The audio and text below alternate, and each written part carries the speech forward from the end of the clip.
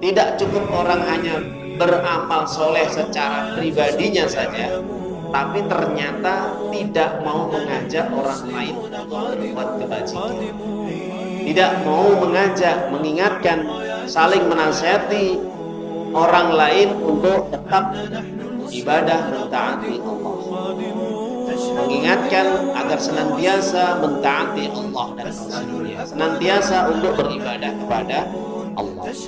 Jadi kalau orang hanya mementingkan diri sendiri, ya artinya dia tidak mau mengingatkan, tidak mau menasihati, menganjurkan, memerintahkan keluarganya, tetangganya, orang lain untuk berbuat kebaikan, maka ini orang yang dinamakan egois, pengen masuk surga sendiri tanpa melibatkan orang lain. Bismillahirrahmanirrahim.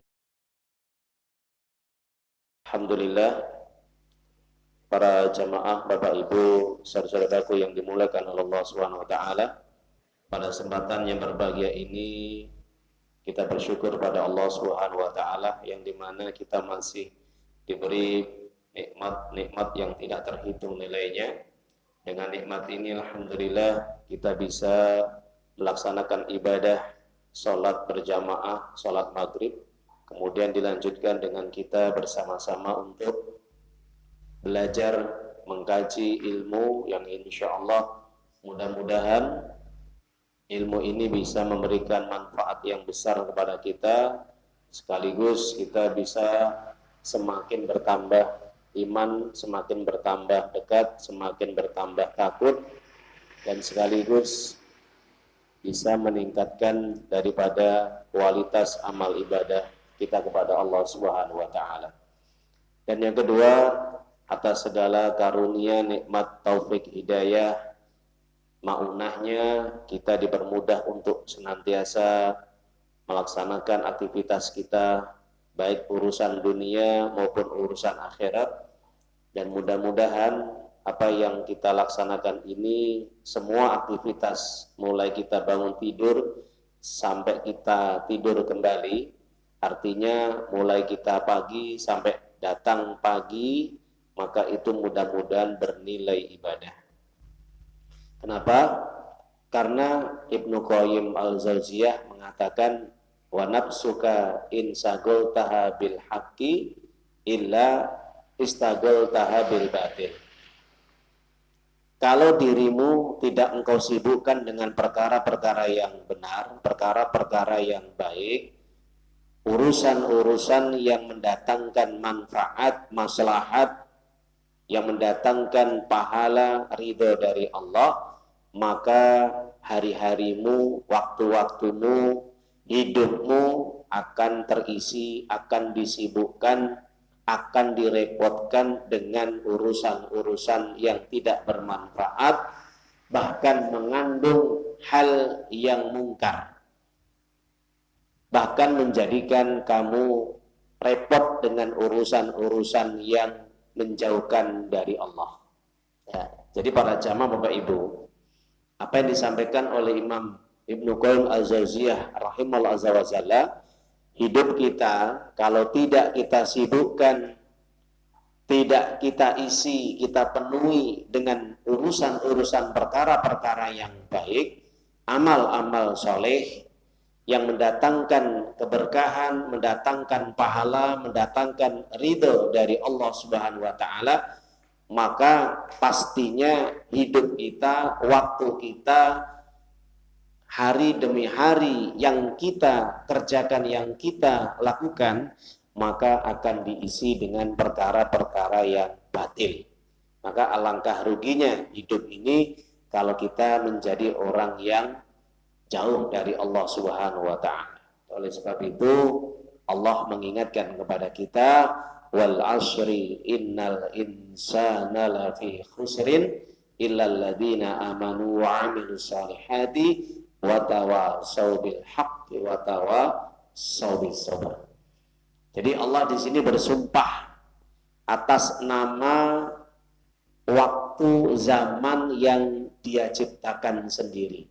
Yang dimana ketika Allah bersumpah dengan waktu atau ciptaannya, itu menandakan bahwa di situ Allah benar-benar maha berkuasa. Dan kemudian Allah memberikan peringatan secara tegas. Apa peringatan Allah? Bahwa pada hakikatnya manusia itu berada dalam kerugian, kehancuran, kebinasaan.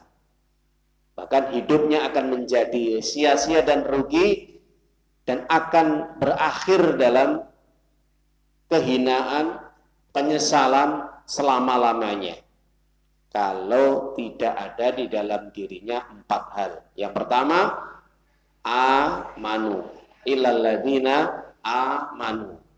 Mereka yang betul-betul beriman kepada Allah, membenarkan, meyakini semua apa yang telah dikabarkan oleh Allah di dalam Al-Quran dan sunnah nabinya yang mulia Muhammad Sallallahu Alaihi Wasallam. Jadi orang-orang yang beriman itu adalah orang-orang yang senantiasa mereka mentauhidkan Allah. Ya. Orang-orang mukmin adalah orang-orang yang menjaga akidah tauhidnya dengan benar. Jadi membenarkan, meyakini semua apa yang dikabarkan, yang diinformasikan oleh Allah di dalam Al-Quran dan juga di dalam sunnah Nabi Muhammad Sallallahu Alaihi Wasallam. Tidak cukup beriman saja, meyakini, membenarkan terhadap semua apa yang diinformasikan, dikabarkan oleh Allah di dalam Al-Quran dan juga apa yang telah disampaikan oleh nabinya yang mulia Muhammad Rasulullah SAW di dalam sunnah-sunnahnya atau di dalam hadis-hadisnya.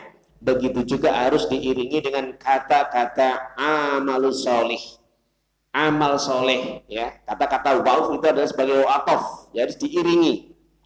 Jadi kalau orang hanya sekedar yakin, membenarkan saja tanpa ada dipraktekkan, tanpa ada direalisasikan, ya, diwujud nyatakan dalam kehidupan sehari-hari seperti sholat, puasa, seperti belajar agama, mencari ilmu dan kewajiban-kewajiban yang lain, maka iman tersebut tidak bermanfaat. Begitu juga Allah memberikan juga keterangan selanjutnya, tidak cukup orang hanya beramal soleh secara pribadinya saja, tapi ternyata tidak mau mengajak orang lain untuk berbuat kebajikan. Tidak mau mengajak, mengingatkan, saling menasihati orang lain untuk tetap ibadah mentaati Allah. Mengingatkan agar senantiasa mentaati Allah dan Rasulnya, senantiasa untuk beribadah kepada Allah. Jadi kalau orang hanya mementingkan diri sendiri, ya, artinya dia tidak mau mengingatkan, tidak mau menasihati, menganjurkan, memerintahkan keluarganya, tetangganya, orang lain untuk berbuat kebaikan, maka ini orang yang dinamakan egois. Pengen masuk surga sendiri tanpa melibatkan orang lain, tanpa melibatkan saudaranya. Maka dari situlah Allah melengkapi dengan kata-kata wa tawasau bil haq, saling menasihati apa? Kebenaran, menasihati untuk mentaati Allah. Dan yang terakhir dipungkas ataupun diakhiri dengan kata-kata wa tawasau bis sabr. Orang ketika mentaati Allah, orang ketika menjalankan ibadah kepada Allah, baik untuk pribadi dan juga untuk orang lain, itu pastinya mengalami berbagai ujian. Oke Pak Bu, pasti ada ujian. Nah, ujian itulah maka bagi orang yang beriman dan beramal salih, yang amirul ma'ruf wa nahyu anil munkar, mengajak kepada kebaikan, mencegah kemungkaran, pastinya menghadapi kendala, menghadapi ujian, menghadapi tantangan. Maka dari situ Allah mengakhiri dengan kalimat apa? Saling menasehati agar tetap sabar. Sabar terus. Sampai kapan? Sampai Allah mewafatkannya. Ya. Wasbir kama sabaru, ya. Allah memerintahkan sabarlah kalian sebagaimana sabarnya ya ulul azmi minar rusul. Sabarnya para rasul yang dipilih oleh Allah yang paling istimewa, yang mereka mendapatkan ujian yang berat. Nah, sebagaimana perintah Allah juga ya. Jadi hendak kita bersabar sebagaimana sabarnya ulul azmi minar rusul. Nabi Nuh, Nabi Ibrahim, Nabi Musa, Nabi Isa, dan Nabi kita yang mulia Muhammad Rasulullah sallallahu alaihi wasallam. Ya ayyuhalladzina amanu ittaqullaha haqqa tuqatih wa la tamutunna